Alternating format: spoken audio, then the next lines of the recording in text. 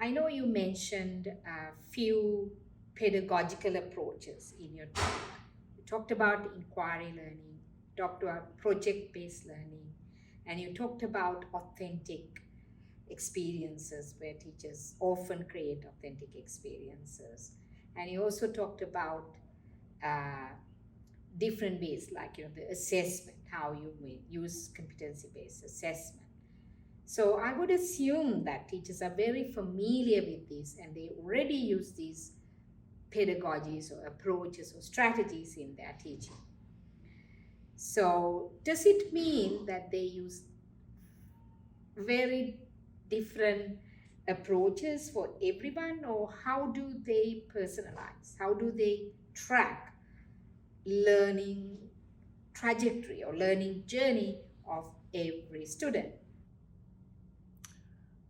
I think there are a couple of uh, challenges and opportunities when we think about what it looks like for teachers to move toward personalized learning. One, as you described, some teachers are already familiar with project-based learning or inquiry learning.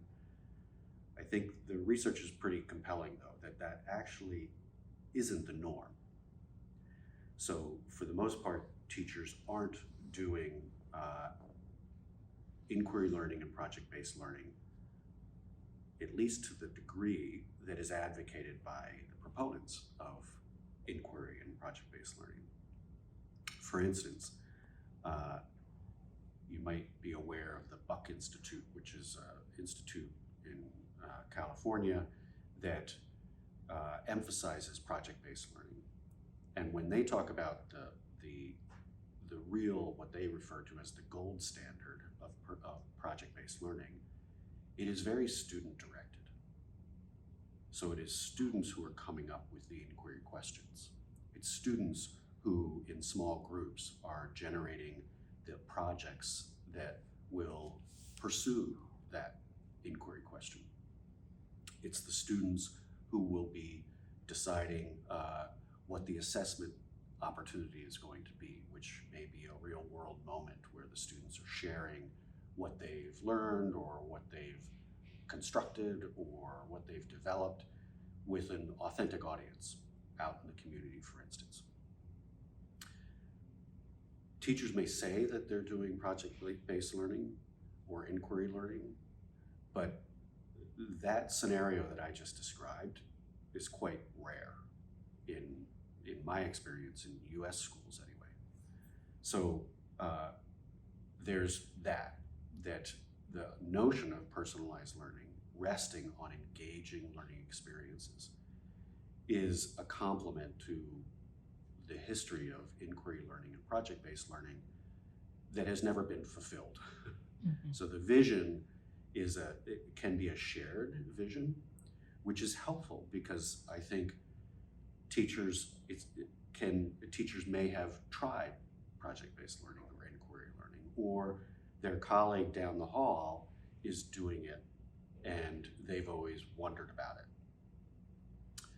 The idea that you can have a system of personalized learning where you have an assessment program that really is honored by the whole system, as opposed to, for instance, a system that relies wholly on standardized tests Yeah. or teacher design tests. Parents have a hard time embracing other systems. Yeah. So parents sometimes have a hard time with inquiry learning or project-based learning.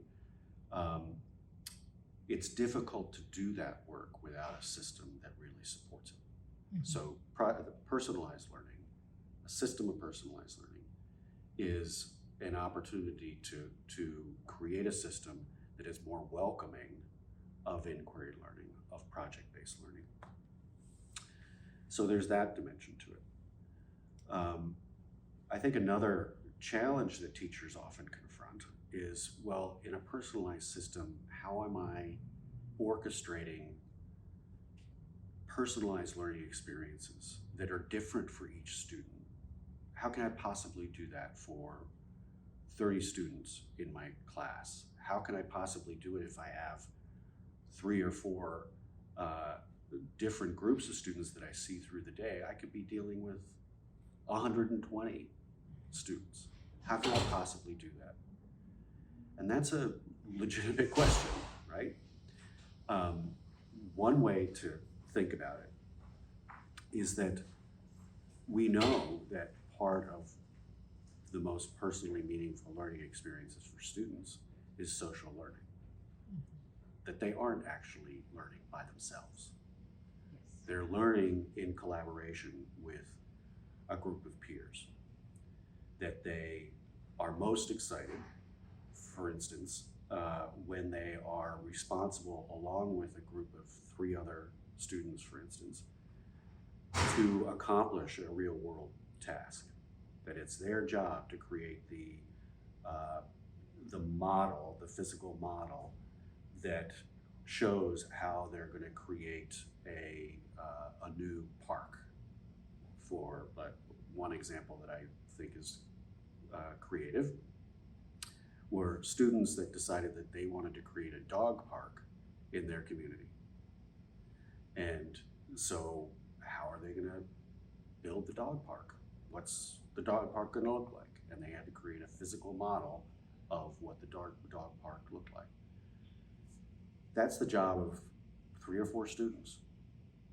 We know that those 3 or 4 students would be more excited if they're surrounded by other students who are doing their own projects. But suddenly the group of 25 or 30 students ends up being really 5 or 6 projects.